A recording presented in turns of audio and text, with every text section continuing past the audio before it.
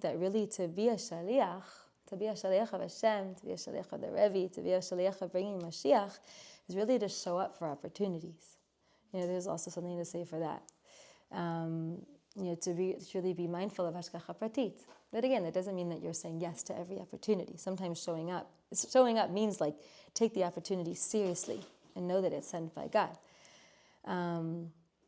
But still, we still choose. You can't get away from the fact that everybody makes decisions around how to emphasize the work that they're here to do. I'm sitting here with you guys right now, like you're all sitting here with me right now. Like we have this in our schedule. And to always be asking ourselves the question. I think to always be searching, like I quoted this the other day from Moshe Ganit about truth. Truth is also to always be seeking truth. To live truthfully is not just to like have the truth and be faithful to it, but also to be like in truthful quest, which means to always be in quest, to always be checking in, at intersections, at intervals. They had twin sisters. Must be for us too. Right. Yeah. The Rebbe ends the Sikha by saying that because the Avodat Parach is the situation in Mitzrayim where Bnei Yisrael, these kochot, the strength of the neshama, right? Chelek Eloka mimam mamash, which is באמת bli gvul, bli kitzba, bli toelet, mamash so full on, is getting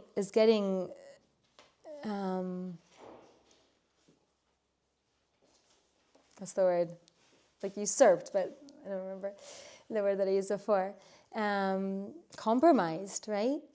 Dafka, the Gula comes through, right? This highlight at the end, this point of like no turning back, is with Korban Pesach, right? Where they really get to shine the koach HaMesirut Nefesh, right? So they're like undoing it, right? They're liberating their Chelek Eloka. They're liberating this koach when they show up, right? And they take it's not in our parsha, but when they take the keves, the avodah zarah of the Egyptians, right?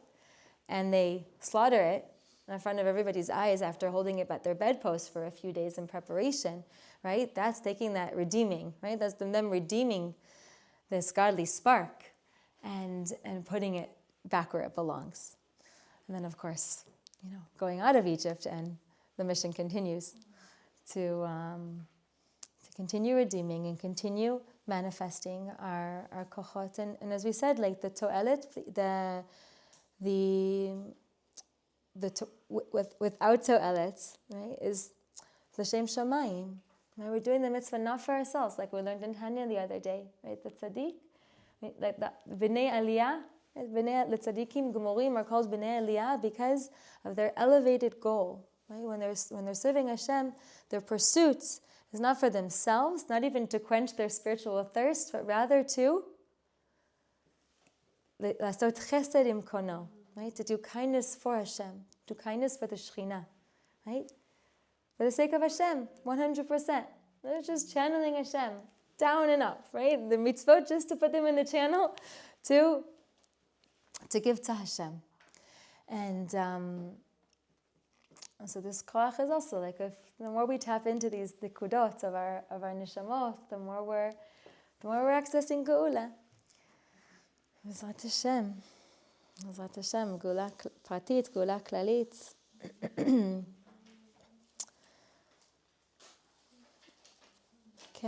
So to remember that our essence is never in galut, and it's dafka when we are in galut that the essence gets triggered, right?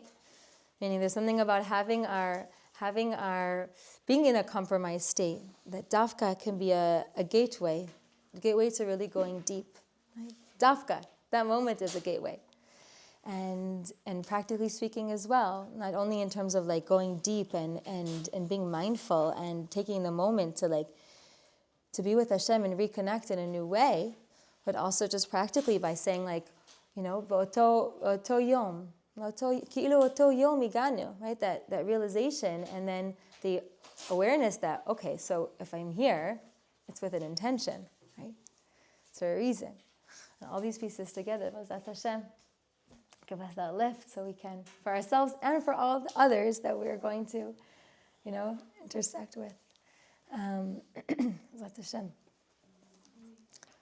Okay. The Shabbos is the Shabbat before Chav Dalet Tevet, which is the yard side of the Alter Rebbe. So the Shabbos is bringing down the blessing. The Alter Rebbe, just in conclusion, the Rebbe Chav Dalet. How many days? It's next Thursday, maybe. Oh, you won't be there? No, we'll be back. We'll be here already. Yeah, B'ezrat Hashem. Yeah. It says that this idea of accessing the essence is not just to access essence and then stay in essence land, right? I just want to access the deepest point of our soul and then just like be in some like ethereal, realm. I don't even know what that feels like, right? Just to stay in that space. But so when you access something deep and something true, right, you want to manifest it back through your kelim again, back through your midot, back through your personality, right, where the names come together. It's like the essence of my name is way beyond, but I have my personality. I have the fact that my friends call me Leah because it's how they know me, through my manifestation, through my revealed self, right? So we want to access our deep self, our koach habli gvul, right, our piece of Hashem, and then shine it through. Right?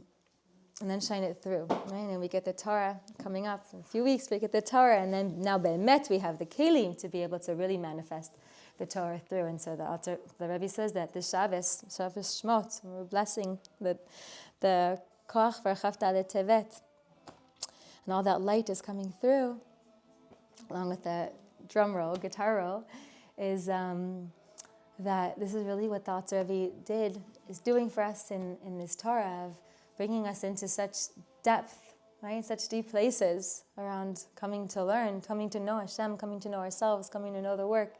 Mamash, such a deep, deep, deep gilui of essence, and then bringing it through, right? Bringing it through. B'ezrat Hashem, we have to show up and we have to do the work. We have to be a part of the story, right? Bringing these deep ideas out, this gilui of etzem HaTorah, etzem HaNeshama, and then also continuing the ride so that we can understand so much that we can even take the ideas and communicate them to what's on the left side? To our animal souls, right? Why are you guys laughing? Because I said our heart, and it's like Yeah, our heart, to the animal soul, to us, right? To our working, to the psyche, and so that we're no longer in survival mode, but B'ezrat Hashem, we're in trusting Hashem mode, we're in living with Hashem mode. And our animal soul can catch on and be like, yeah, as we've been learning again this week, right? Yeah, like, it is much better. It is much better. Does feel much better. It is a much more enhanced experience to live with God. Right? That's the goal, right? Access essence, deep Hashem, deep soul, and channel it, manifest it, yosher, right? Straight line. The vote's the straight line. It's not a twisty, curvy line where who knows what's coming through, what's getting lost in translation. No, straight hamshacha, empowering us and enabling us to now befall. Okay, now, B'nai Yisrael, you guys get the Torah. Now you can take the depth, even the deepest depth, even deeper than the vote had access to, that Hashem gives us in Matan Torah, and bring it all the way through. And so the Alter Rebbe gives us through the Tanya, and through the Kutei Torah and Torah Or. The Rebbe says, take achlatot to increase our study. B'ezrat Hashem.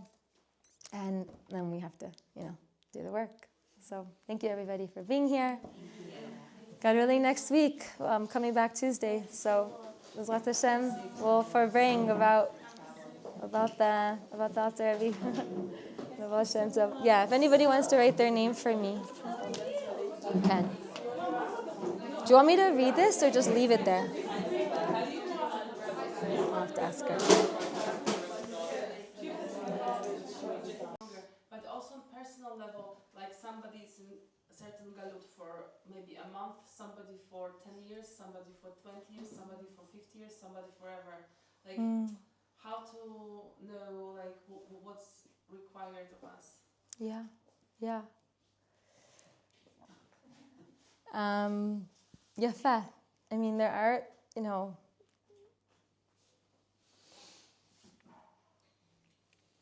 I'm thinking that I imagine there are tzaddikim, are great, high-level souls that can look at a person and kind of have a sense for their journey and like what they're here to do in general. And then there's like the simple ones, amongst us. So, well, I know, at least for myself, like on a certain level, all I can really do is like just be awake in this moment and try my best. But if I can be awake in this moment and try my best, which is not easy, right? And then I can do it again like next moment, and then again. Then there's a lot of moments of being awake, of being mindful. It's not easy, but if we start with the moment, then there's lot Hashem.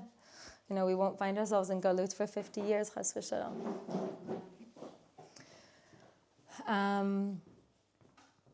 The idea of Shemot, of the names, right, being enumerated here, and Dafka the Parsha being called Shemot, also tells us a clue into this process, and in terms of like, in a sense, on a global level, and also on a personal level, like what it takes to move along. And the idea of a name is interesting because, on the one hand, our names are very superficial to us. Right? Like, what's your name? Your name is what other people, how other people refer to you. And at the same time, we know that our names are very deep and very personal. Right? It's like a name is connected to your essence. Right? So on the one hand, you have lots of people called the same name because it kind of doesn't say anything about you. Right? So much so that two people can have the same name, Dvoraleya, and you're both completely different. What is the name? What is the name? But at the same time, right, when a person faints, we're told, right? Or maybe somebody, where are you, Hadass? Right? Maybe you've tried it. You can try it as a medic. I don't know, if somebody faints, right? Yeah. Like you whisper their name. You call their name. You call their name? Mm. You call their name? Or you just say like person, or you just yell anything. It works. So there's an idea that Dafka calling a person's name, calls their soul, wakes them up, brings them back. Which is not necessarily the case when a person's awake. Meaning, if you're, generally you respond to your name, but there's something specific, there's something unique about a person being in a state of having their faculties turned off because they fainted, and their name, the name works to call them. Because again, our names are connected to our souls, are connected to our essence. So I guess everybody who shares the name Dvoraleya, Bemet does have a certain something in common on a soul level. Because our names are not stam, it's Beruach HaKodesh. It's like really you could call your kid anything, but at the same time you can't. Because you can only call them their name.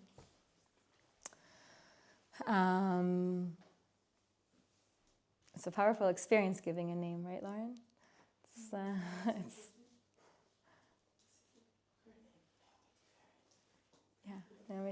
It's like, because you're so involved, and at the same time, it's like it's very, and so it's like you can call your kid anything, and then but you have to find their name. So yeah. So in a sense, the fact that so many people have the same name, and it's almost besides the point, is actually indicative of the fact that the name is really not about the points. It's besides the point, because it's not about really who we are in terms of the lashon is our seicha and our midot, which are our kochot giluim, our manifest powers, but rather our inner essence, who we really are in the inside. And so what we have here is that ve'ele shmot b'nei Yisrael. On the one, and we learned this last year, and maybe the year before. On the one hand, only our names are going down to Egypt, right? Remember that idea? Only the names go down to Egypt. Only the externality of the Jew goes into Egypt, right? Our essence doesn't go down to Egypt because Yisrael doesn't go down to Egypt. Bnei Yisrael go down to Egypt. Et Yaakov goes down to Egypt. Not Yaakov, not Yisrael, right? Our essence doesn't go down to Egypt. Our Shemot too. At the same time, it's also our Shemot, right? It's also our names, meaning our essence, that is really never enslaved, and dafka comes out when we're in Egypt, right? It's our essence that comes out, because when we're in this more faint state, when we really don't have our wits about us, when we're struggling, when we're in the conflict, when we're almost like taken over and overwhelmed by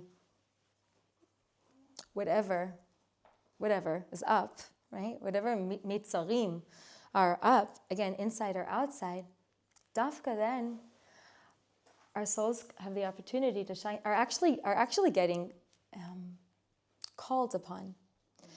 And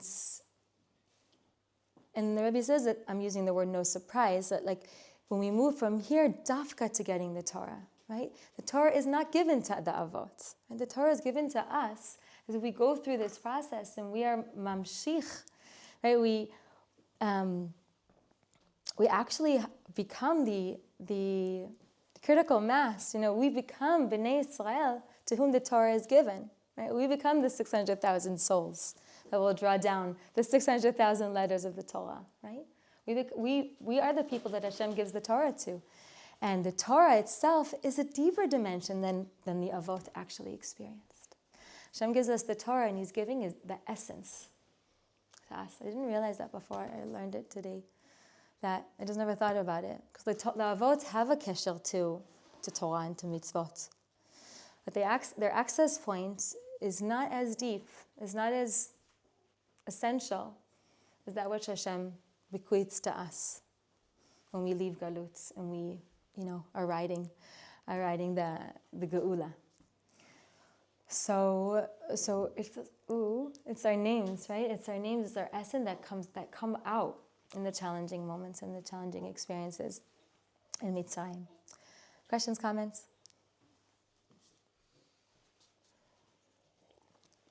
Okay, I want to move into one more idea, or a different sikha. And the segue is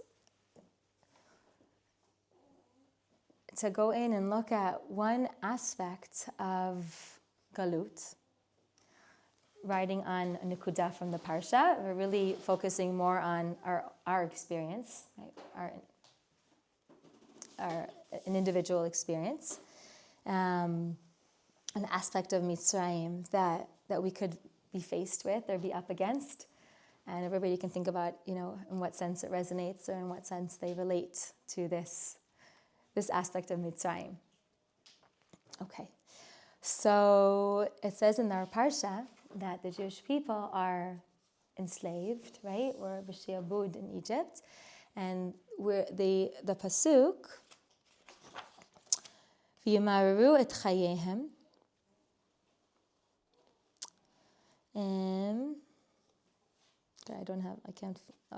V'yimareru et chayehem, that the Egyptians embittered our lives. Egyptians embittered our lives, right? It was very bitter. It was a very bitter experience. What do we eat at the Seder to remember this? Mahal, right? That our lives were made bitter.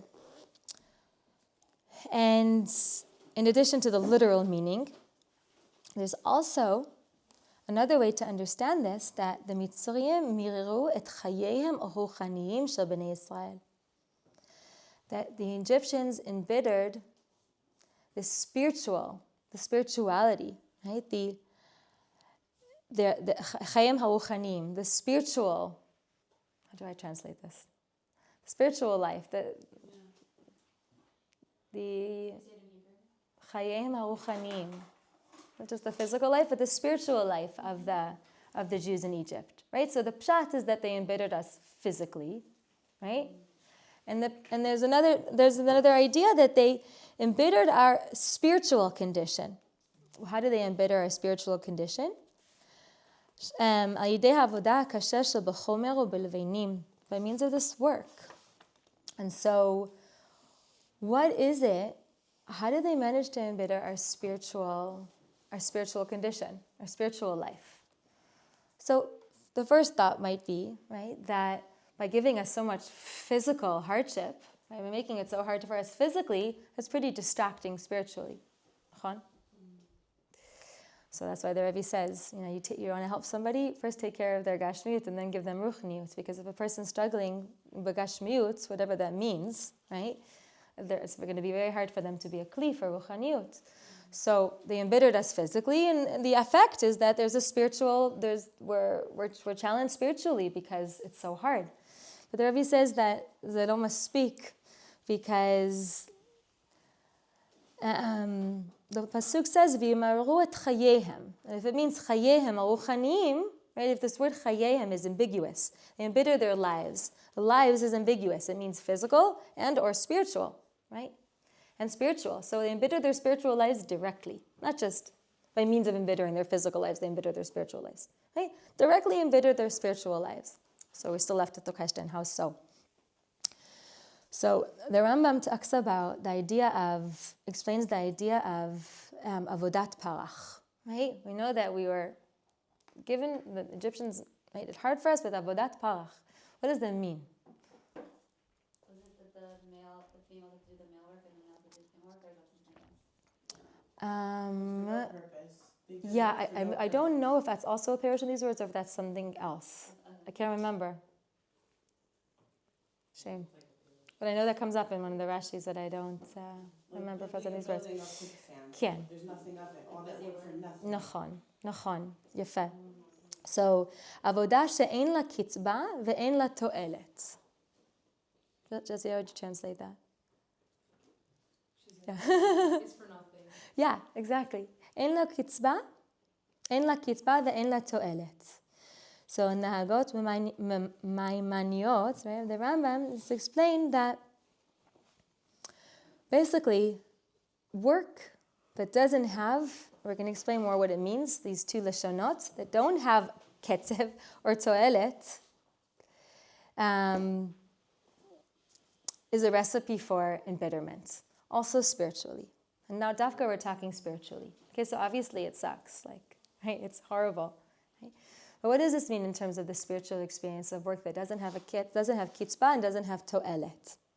So the Rebbe now moves in to think about, right, a person, right, today's day and age, anyone? A person who has engagements in their life that are not directly mitzvot, that are not directly holy, right? So even something that, I want to venture to say that even something that's l'shem shamayim, but it itself is not a mitzvah, meaning klipat noga, right? A person's in klipat noga, classically, think about the way a person is earning a livelihood, right? Their work.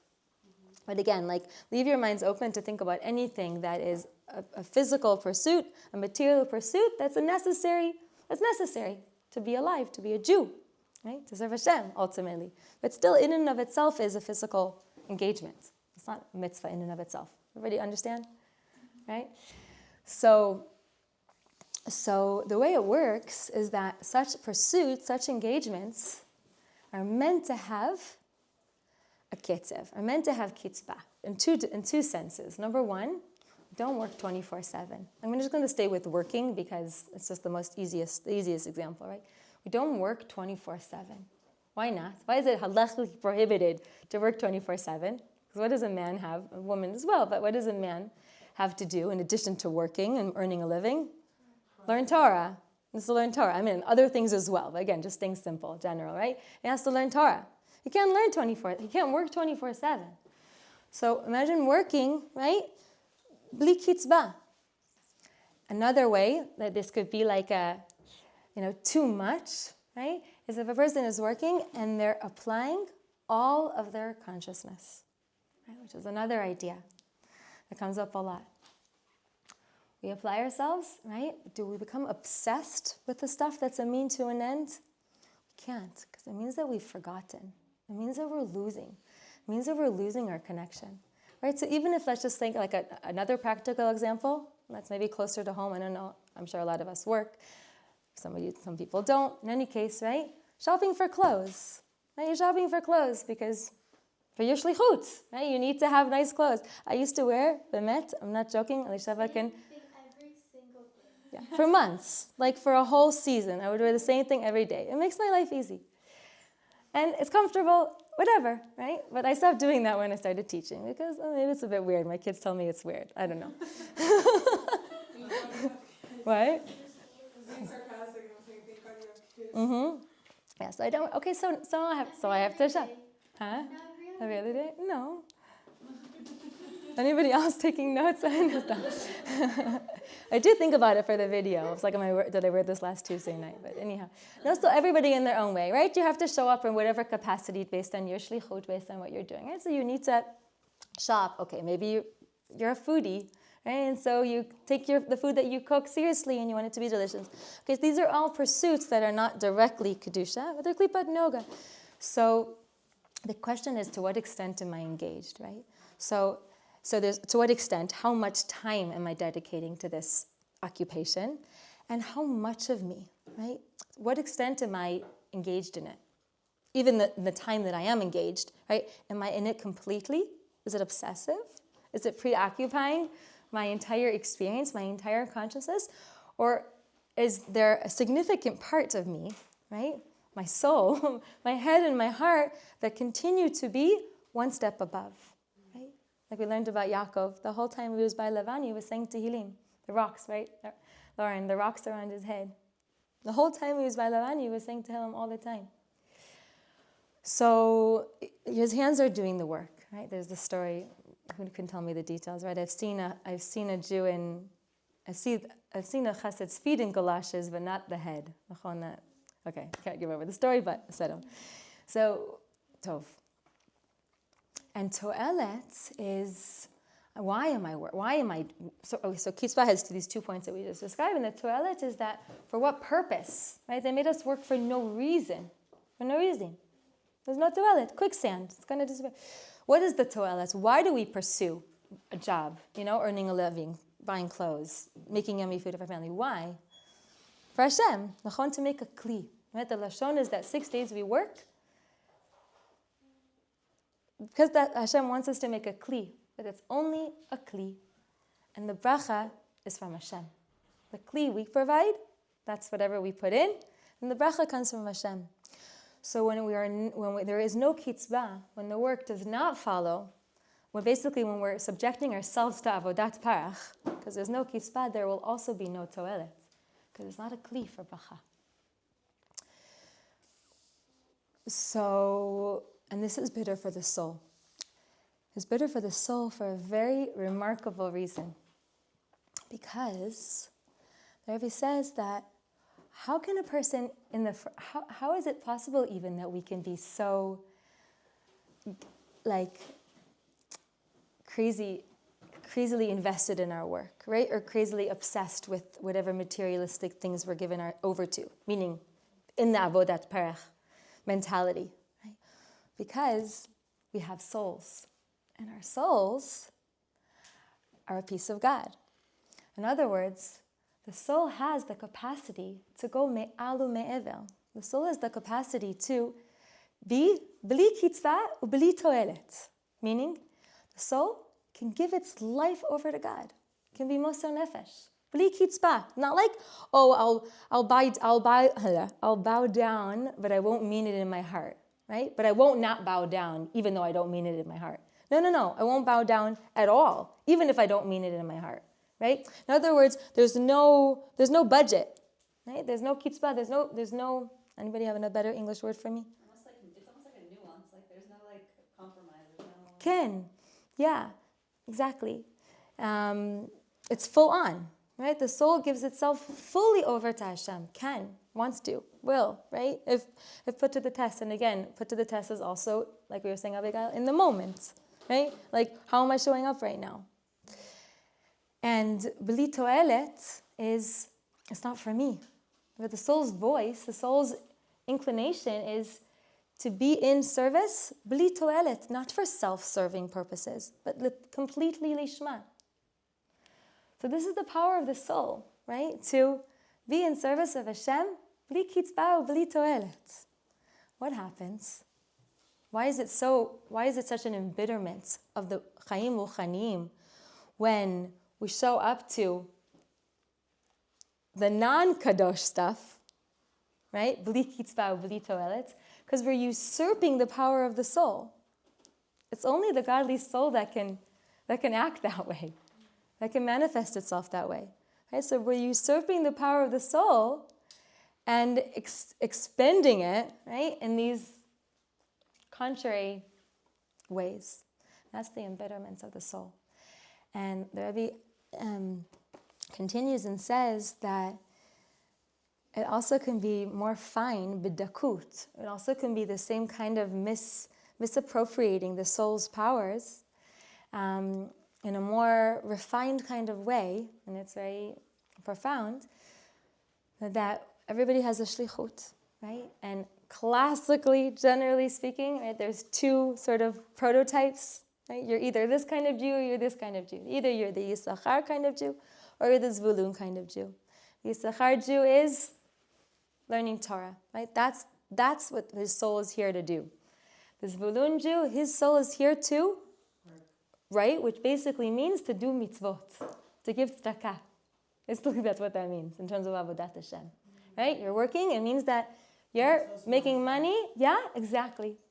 And you're giving tzedakah, and tzedakah is classic for mitzvot masiyot. You're in the world, right? Touching, feeling. And of course, Yisachar also has to do mitzvot, and Zvulun also has to learn Torah. He says, well, what happens? What's this like? What does it look like when the koach of the neshama gets usurped in this way? That Yisachar, right, who's the Oshev Ohel, he's learning Torah, but he's also doing mitzvot. I can't remember if the Rebbe speaks this out. He speaks it the other way. Probably speaks it. I'll flip to the other side. Zvulun, he's a mitzvah guy, right? Of course, he also has to learn Torah. So that's also a part of his life's work, right? But he says, the Rebbe says that who he decides laharich betfilah. It's not his kavua thing. It's not his avodat Hashem today. But who ani arich betfilah toch kedei that someone's knocking on his door and needs his help. Excuse me, ani marich betfilah. I'm really inspired today. I'm davening for longer. I'm sorry, you have to wait. He says that, you're not b'shlichut shelcha. You're not applying yourself. And Rabbi says something interesting about this, like our psychology, that will often be the case that if we are, God forbid, but again, it's all a part of the process, it's all a part of life, it's all a part of figuring it out, and the challenges that, sharpen us and help us grow, that if it does happen that we are misguided, right, that we're doing someone else's work, it says in the beginning, there will often be a lot of momentum, but it will fizzle out. It will fizzle out. If anybody can think about within themselves if they've experienced that. Can you define? Yeah. 1 second, let me just finish. 1 second. It'll fizzle out because you're playing on your soul and it's gonna exhaust it. Right? It's essentially exhausting. It's vayimaru et chayehem. It's the embitterments of the spiritual life of the Jew. What do I mean? Example. Yeah. So, I feel like the Rebbe's example is very good because it's specific, right? A person I can think of somebody who their shlichut is really helping people. It's what they're very good at. And it can be tempting to seclude oneself in a room, even though they're really shayach to help people, and people need their help. It can be tempting to seclude themselves in a room and say, I'm not available, I'm studying Torah. And the question is that the right thing to do, or is it not the right thing to do? Right? So the person does have to study Torah, but it's delicate. It's delicate, and you don't necessarily know the answer on your own. And sometimes you try things and you figure it out, or you're able, you have a mashpia and you ask. But it's, I guess the interesting thing and the important piece to remember is that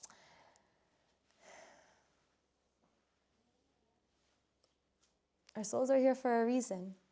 The Shemot B'nai Yisrael. Hashem is taking B'nai Yisrael and putting us into Et Yaakov. He's putting us into Egypt, right? So that we can be in Egypt, so that we can have the challenges that come our way. Again, because of trying to figure it out, our own dynamics and whatnot. And B'ezrat Hashem, to clarify and make good choices. What do you guys think? Questions, comments, examples? Does it meet anybody in a way that they want to share out loud?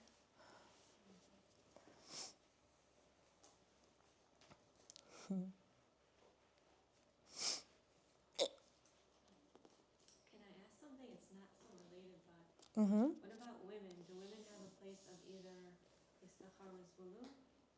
Like, where would we have, like, what would our roots be, like, to know, like, ourselves? Yeah. Is that more like, I don't know, because we don't have, I mean, we're supposed to, but we're not obligated to. So what would we be to know, like, ourselves? Are we more of this or more of that? Yafa. I don't know if that's really related to. Yeah. I was just like curious. Is there like are there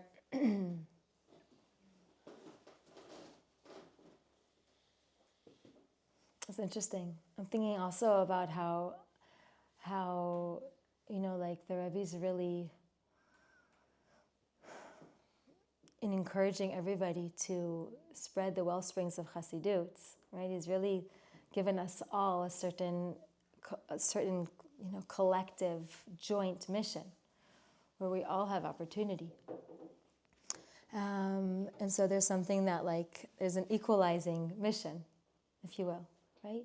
Like we're all put to the task to save the world, to go out there and save a Jew, right? To go out there and make a difference in someone's life, to be able to share Hashem. Right? There's three loves: Ahavat Hashem, Ahavat Torah, or three primary loves: Ahavat Hashem, Ahavat Torah, and Ahavat Yisrael. Right? And bringing all three together in Ahavat Eretz Yisrael. Here in the land, we get to be in the land, doing the work. Right? Today, B'ezrat Hashem. Machda Eretz Yisrael. So we all have that, but everybody's going to do it differently. Right? Everybody shows up to that work differently. So on the one hand, there's something that's like a common denominator that's very strong and 24/7, right? Really, we can mamash apply ourselves 24/7. But what does that look like for each and every one of us? I think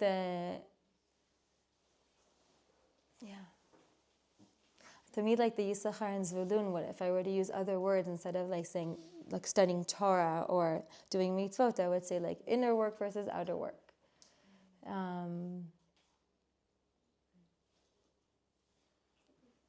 For oneself? You mean inner work on yourself or outer work to spread light? So I'm saying that everybody is in the category of needing to spread light. But if we think one person's maybe more inside and one person's maybe more outside, right? You We also have within us though, all 12 of the Shvatim, all need to express themselves. It's not I'm just, the whole Sikha with Ephraim and Menashe. We have the Ephraim aspect of ourselves and the Menashe aspect of ourselves, and we really need both. That's why Yosef was can you be, sorry. please share.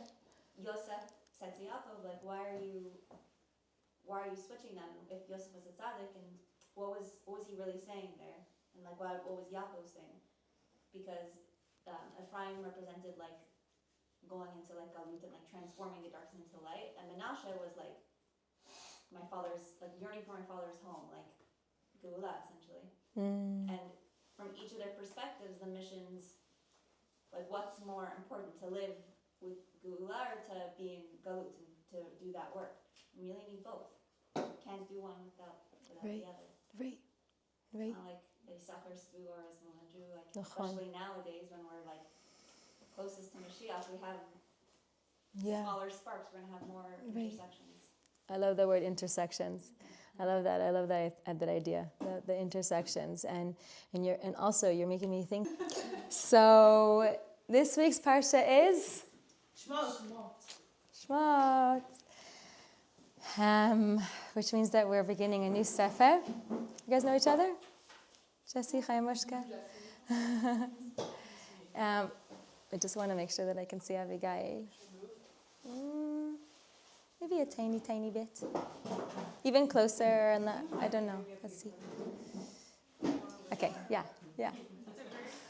Take a bigger paper. There's bigger papers. Where? What's your name again? Abigail, where are the big paper sheets? The pads? I just saw this.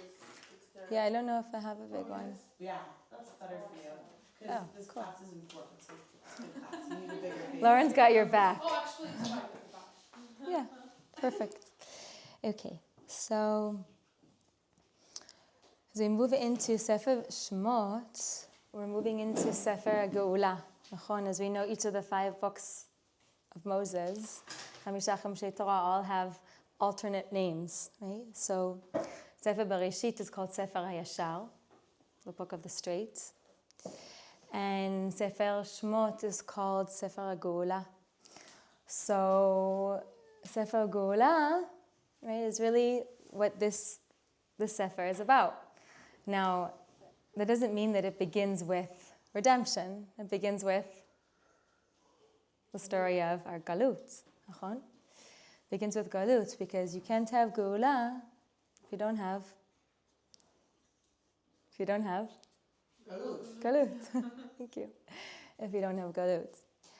And you can't have Geula if you don't follow the Geula with the instruction in the building of the Mishkan. Because we're not free if we don't have a way to serve God, right? Who's a ben chorin? The person who is in servitude to God, right? So that is Sefer Shemot, right? Galut, Geula, and the Mishkan. But again, this whole Sefer is called Sefer Geula, which means that that's what's up. And when we begin, if we look inside how the Sefer begins and the fact how it's called and the name of our Parsha, hey, so good to see you, Sarah. There's a chair here when you want. No? Is Ve'ele Shmot B'nai Yisrael. Habayim Mitzrayma. These are the names of the Jews who are coming to Egypt. And actually, you know what? I want to read the whole pasuk.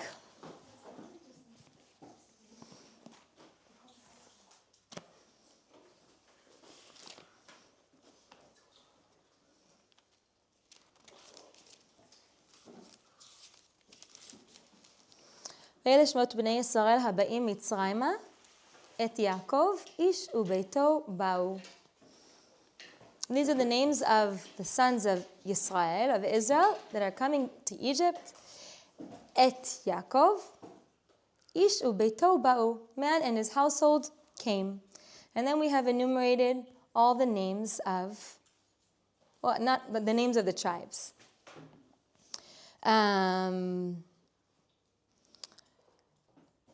And actually the Midrash tells us that embedded in each one of the tribes' names is a hint, is a clue, right? Is a message, is an aspect of the story of Geula. I don't have the Midrash here. I didn't print it out for myself, but you can look inside. Or you can just know, right? That the Midrash shows how each of the names of the Shvatim, Reuven, Shimon, tells us a piece of the story of Geula in general, about Geula in general. So we have the names of the families, of the individuals who came with their families, and a few things stand out. One thing that stands out is that, it's not the first time we're seeing the list of names. In Parshat Vayigash, when the sons of Yaakov actually come to Egypt, we have a list of their names there, and it's even a more all-inclusive list, nachon? But we have the names here, and we have the count again here, right? Because just like the stars, we're told that Hashem takes them out by number and by name. So too B'nai Yisrael, Hashem loves us very much. And so we each have a name and we also have a number. And meaning we're a part of a whole, right? Because a name, and being one of 70, being a part of a whole, are actually two different aspects to who we are. Nachon? Represents the fact that each and every one of us is a part of Am Yisrael, and in being one of Am Yisrael, we kind of don't even have individuality, right? We are just the Jewish people, and that's so strong, right? That's so powerful. We're so important, and we also each have our own names, right? We each have our own identities. We each have our own parts of the story to take responsibility for. And so we have a reference to both aspects of our identity as Bnei Israel, right? One thing that Rebbe points out here is that it says in the first pasuk that we read, Haba'im Mitzrayma. Hi. Hey. It's okay. Thanks, Elishava. There's one chair here, and another chair is on the way. Sure.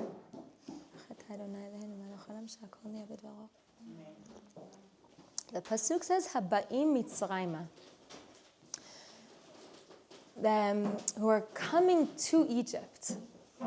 Now, are we coming into Egypt here now? No. We came to Egypt in Parshat Vayigash.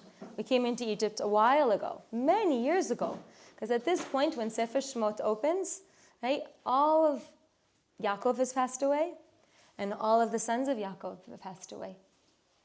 Levi was the last one to pass away. Right? So that generation is gone. Not gone, chas v'shalom, but no longer alive.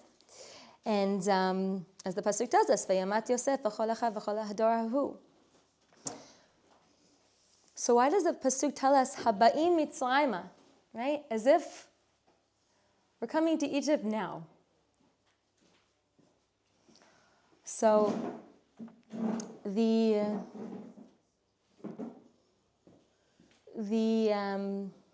being quoted here? The Midrash answers this question and says that yes, that we've been in Egypt for a long time. But all the while that Yosef was alive and, in charge of Mitzrayim, Ki'ilu the king, it wasn't really like they were in Egypt. So the pasuk is telling us, Haba'im Mitzrayma, who are coming to Egypt now, because it's Ki'ilu oto yam nichnesu leMitzrayim. It's almost as if now, today, this day, they're coming to Egypt. Okay, so it's not physically that they're coming to Egypt now. It's that they're coming to Egypt now in terms of, okay, now they're in Egypt. Now they're in this place of shalom, shalom, shalom. Seema's visiting. She's back for now. We just said,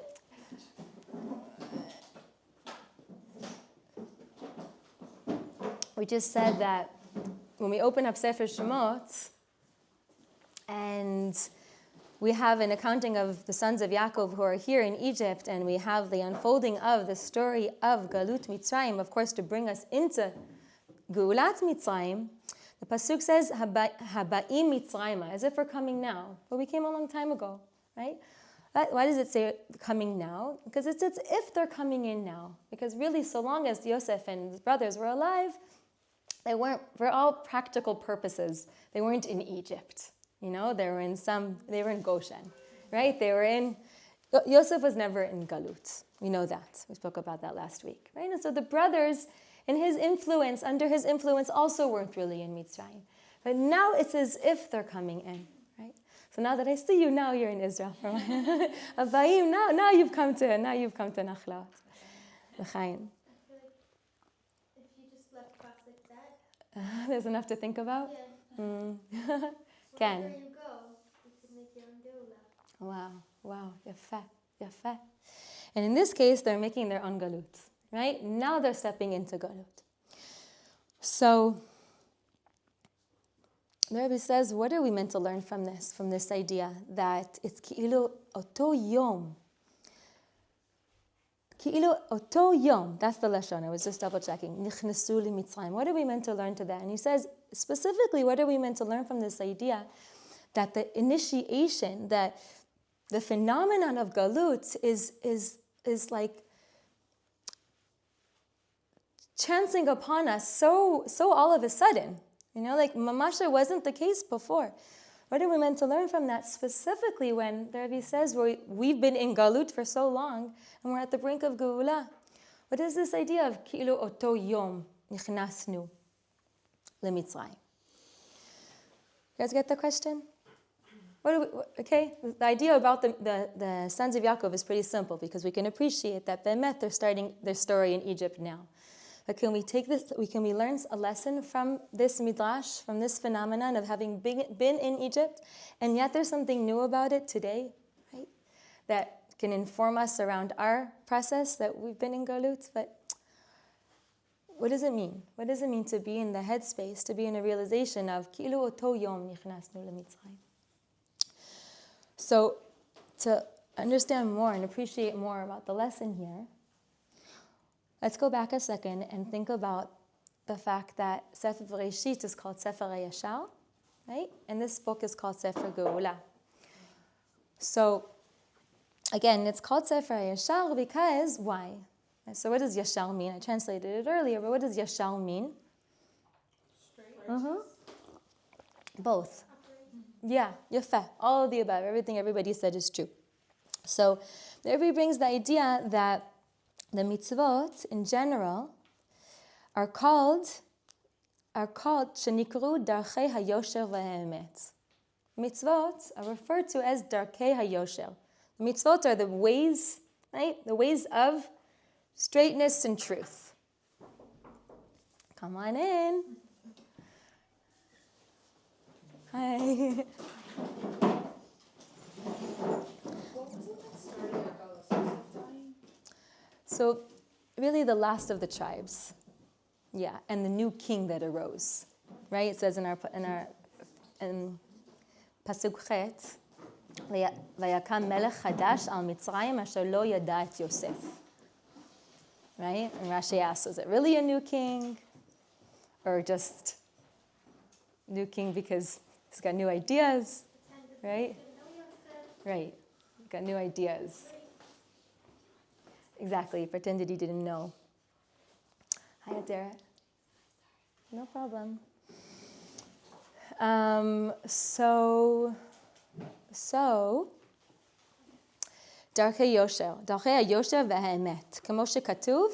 Also, it says in Hosea, in the end of Hosea, Ki yasharim darchei Hashem. Right? The paths of God are straight.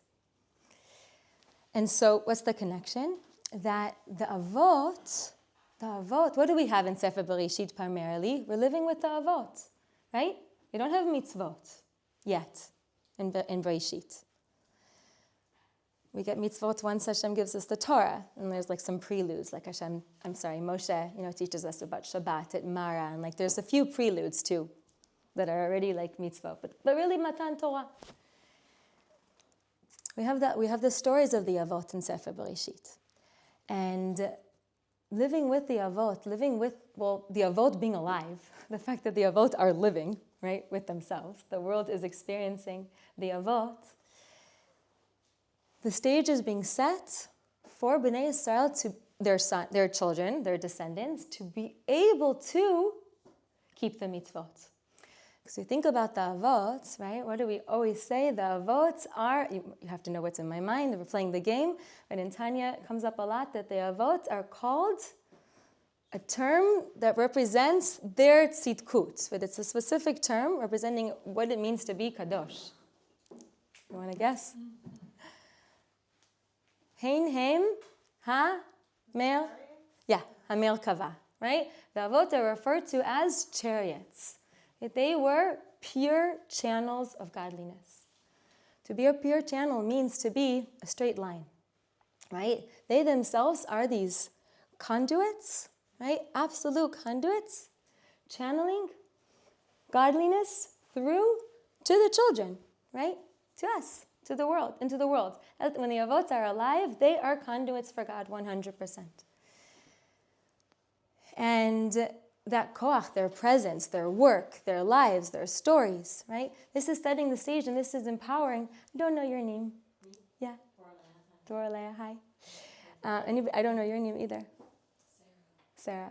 Anybody else walk in that I don't know? Oh, I didn't even see you. Thanks. Yeah? Eli. Our parsha is called Shemot, so we need the names. Eli. Yeah? Saying it correctly? Yeah. Okay. Welcome. So setting the stage, yeah? Setting the stage and empowering us. Hachana unetinat koach lehamshachat kedusha lemata. The work of the avot, they themselves, right? Because again, they're embodying. They themselves are channels in their bitul, right? In the fact that they are in such utter and complete surrender and trust to Hashem, absolutely all of the time. That's what it means to be Avraham, to be Yitzchak, or to be Yaakov. Right? When you step into Avraham's shoes, when Avram becomes Avraham, right? When Yitzchak becomes Yitzchak, when Yaakov becomes Yaakov, and when they each do their work to manifest their possibilities, the possibility that they are, right? They're a channel, a pure channel, and such. This is a preparation and an empowerment, l'hamshachat hakadusha lemata, right? For holiness to be drawn into the world. Why is it a preparation and an empowerment? Because the avot, in and of themselves, they are channels, right? But to what extent can they channel the holiness into the world, right? Into the space around them? They have limited capacity to do that. Why? Because we have to wait till Matan Torah. That's the work of the children of Avram, Yitzchak, and Yaakov, of us, right? As we get the Torah and the mitzvot, right? Hashem now gives us the opportunity to transform the world to the Torah and mitzvot, right? Now the physical can become spiritual. Now godliness can actually come through and permeate and penetrate this physical world, creation. So Sefer HaYashar, right, with the Yesharim, Avraham, Yitzchak, and Yaakov, who are straight, who are these channels, pure channels, right, are setting the stage and enabling us to then do the work of Yashrut, to fulfill the darkei, what do we say? Darkei HaYoshar VaHe'emet, or Ki Yesharim Darkei Hashem, right, to do Torah and Mitzvot. In other words, when we come on the stage, right, which is really what's the shift that we move into this week's Parsha, right? Ele Shemot B'nei Yisrael. B'nei Yisrael, right? We are now not Yisrael, but we are B'nei Yisrael. And as the Banim, right, as the sons of Avraham, Yitzchak, and Yaakov, who are all Yisrael. I heard a share this morning, but I was packing and doing other stuff, and so I can't give over the details, but he highlighted how he proved, again, I missed the proof text, but he proved how Avraham, Yitzchak, and Yaakov are all referred to as Yisrael, right? So, we are B'nai Yisrael. And what it means to be B'nai Yisrael is to step into that birthright, right? To show by means of the Yashrut, by means of being there, not just to witness the Geula, but to be a part of the process of Geula. And then, of course, as we said before, then build the Mishkan, right? Which is like how Geula then, is really substantiated. As we said, Ben Chorin is he who has a Mishkan, right? Who builds a Mishkan for Hashem. So now we are reflecting the fact that we are B'nai Yisrael, right? Yisrael, our highest power, right? Li Rosh, to really be manifesting the Rosh, right? That deepest connection that we have with Hashem. At the same time, it says in the pasuk, "Ve'ele shemot b'nei Yisrael haba'im Mitzrayma, et Yaakov ish ubeito ba'u." Who goes into Mitzrayim? Can Yisrael go into Mitzrayim? Can Yaakov go into Mitzrayim? No. The Mitzrayim doesn't begin when Yaakov is alive. Yaakov is not in Galut. He has his 17 best years of his life in Egypt. He is not in Galut, as we spoke about last week. And neither is Yosef. The Galut never exists for Yosef. He is the Melech. There is no Galut. He's b'dveikut with Hashem all the time. But Et Yaakov, right? So that's why the Rebbe points out, it says over here, Et Yaakov. If you look at the parallel pasuk in Vayigash, it doesn't say Et Yaakov. But here it's it, right? Et bringing about this little point of, this little break, right? Conceptual break. It's not Yaakov, it's et Yaakov. Yisrael is the Eile Shemot B'nai Yisrael. That's what we're going to manifest. That's what we're here to do, to shine our Yisrael light. And in the meanwhile, we might end up in Galut, but not Yaakov, et Yaakov. Ishu Beito Ba'u. But here's the thing, that Haba'im Mitzrayma, right? As if today we got to Egypt. What is that coming to emphasize or to teach us? That the fact that we are in Galut, the Rebbe says, I learned it from the Rebbe here, but it's like, the truth of the matter is, the fact that we are in Galut is like absolutely 100% preposterous. It doesn't make any sense. And again, when we say Galut, we can think about Galut in terms of like, Jewish history or the moment and the Jewish people or the world at large, right? Or you can think about yourself, right? And our own limitations and our own struggles and our own, if you want to use the word, that's kind of up as we're learning through Tanya. And this morning we were talking about like our fragmented experience, right? Or the fact that we're triggered and the fact that there's like so much stuff, that it's like there's so much to deal with, right? It's like it can be somewhat chaotic. Anybody disagree? If you're a tzaddik, then you have the right to disagree, because then you have a peaceful inner world. Right? But if you're not a tzaddik, again, as we've been learning in Tanya, then there's a lot of tension inside, and that struggle and that conflict, that state of Mitzrayim, is be'emet, right? To really realize that yes, we've been here already for a while. But ki'ilu oto yom nichnasnu limitzrayim. It's so paradoxical to the true state of the Jew that it's ki'ilu oto yom. And even though the Rebbe says yesterday we woke up and we were in Egypt, again personally, and we did our work, as the Alter Rebbe teaches us. V'chol dor v'dor chayav adam lerot et atzmo ki'ilu hu yatza mimitzrayim. Right? And we did the work that we needed to do yesterday. We succeeded, and we left our internal Egypt for the day. Then we wake up the next day, and vis-a-vis our growth, we're back in Egypt, right? Which is kind of how it works. And so it's no surprise. The Rebbe says it's still a surprise. It's still a surprise. What are we doing waking up in Egypt when we go to sleep at night, and we say before we go to sleep that we're entrusting our soul in the hands of God, right? That we are mafkir, right? We put our soul into God's hands. And we wake up in the morning and we say, Modeh ani lefanecha, neshama shenatata bi tahora hi, right? Hashem returns this soul to us that's refreshed, that's renewed. And it's like, what? Like, in Egypt? And there's something about that. It's okay. It's probably hashgacha pratit. Maybe it's interesting for, huh? It said something remarkable. I knew it. I knew it was going to like a mashma what needed to be said at that moment. Yeah, something remarkable happened. Something remarkable happened. Something remarkable happens when we think of ours, when we have the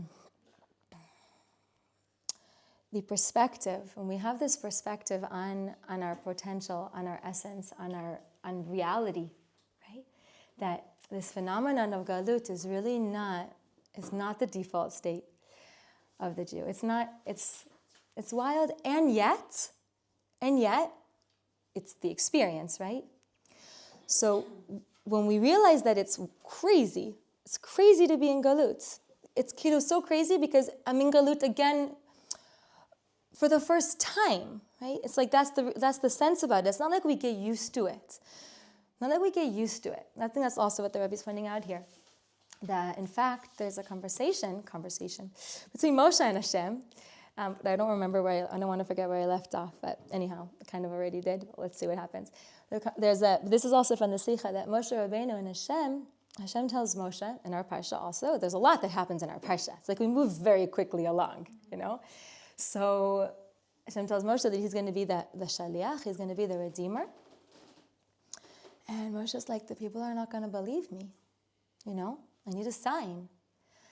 And this is not like this. Moshe gets a bad rep for this. In fact, Hashem gives him a sign. He says, Hashem gives him a sign, and the two signs, right? One of them is that the staff turns into a snake. So, almost to say, like, you just spoke Lashon Hara and Am Yisrael. You're like taking on the serpent's job. Like, yeah, zelo beseder, right? And also there's like whiteness on his hand, like a kind of tzarat. Like, what was Moshe doing? Saying that the Bnei Yisrael are not going to believe me. But at the same time, like, why would Bnei Yisrael believe Moshe? They've been in Galut for a long time. And Moshe assumes that, well, one second. So Hashem responds to Moshe before the Simanim, before the Otiot, right? And Hashem says, they are ma'aminim b'nei ma'aminim. Am Yisrael will believe you. In fact, they already have a sign. Because remember last week we spoke about this as well. Yosef told them, Pakod yifkod. Right? Hashem will surely remember you. And these words were these code words of belief. Right? That there will come a time. And Moshe is going to come with these words. Because these are words that Hashem includes. And Moshe is going to come and say, Hashem is remembering you. Zakvar siman. But Moshe is saying that not stam chas v'shalom to speak lashon hara am Yisrael. Of course, they're ma'aminim b'nei ma'aminim, and the words pakod yifkod. They know those words. They haven't forgotten them. He knows that, but he says there's knowing and there's knowing, right? There's a munah and there's a munah, right? There's a munah here and there's a munah here, and Bnei Yisrael have been in galut for so long that when I tell them, hey guys, the time has come. We're going out. We're going to be free, right? They're going to be like, die, Like we know, but we've been in galut for so long, right? It's not active for us. This faith, this truth. One second. Sorry, I just want to finish the train of thought. 1 second, okay? Well, don't forget. But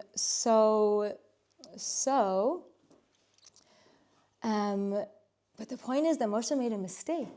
This was, so again, I don't know, okay, so maybe it's not Lashon Hara, right? But Avak Lashon Hara, that's not the point to like differentiate what is Moshe's, offense here. But the point is that in connecting with what we're saying, that Hashem is saying to Moshe, Bnei Yisrael, no, their emunah is here, right? They're ma'aminim b'nei ma'aminim be'emet, right? Why? Because yes, they've been in galut for so long. V'lo hirgalnu lezeh. We haven't acclimated ourselves to it. And so, again, irrespective of how long the galut is played out, and the fact that we are on the brink of Geula today, Bezrat Hashem. So long as he's not here, the sense is we just got to galut. Because how can it be? How can it be? It's so crazy, and it has to be that it's such a strange phenomenon. Right? And we haven't accepted it still. We haven't accepted it still as some sort of default state or some sort of norm. It surprises us every time anew. And I'm going to take your question in 1 second. But yes, the answer is yes, always. Like we're holding both spaces at the same time, right? So also what's so important? Why is it so, what was the word? Not amazing. Remarkable, right? It becomes so remarkable, this realization, not just that it helps us not acclimate, right?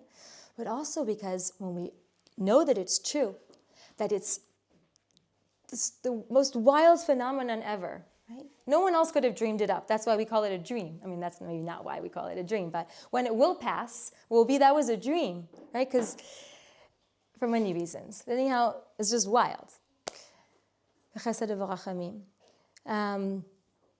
The point is that it's remarkable because when we have this realization that we say, okay, it must be intentional.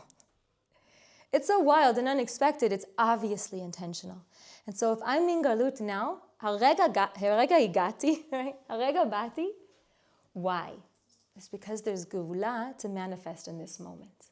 And that's the remarkable piece, right? There's geula to manifest in this moment. And when when we acclimate to it and we just take it as a given that like we're in galut because we're in galut, and we'll be in galut until we're out of galut, then we don't have either of these, experiences. We certainly don't have that. Why am I in galut right now? Right? What's bless you? What's being needed?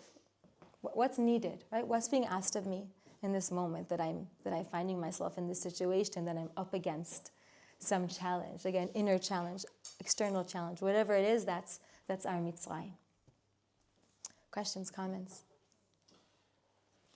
But like, how can you find it like on a personal level? Like, also like it's interesting. Even, not mentioning personal level, it's also interesting on a national level. Like, why it's not finishing? Like how much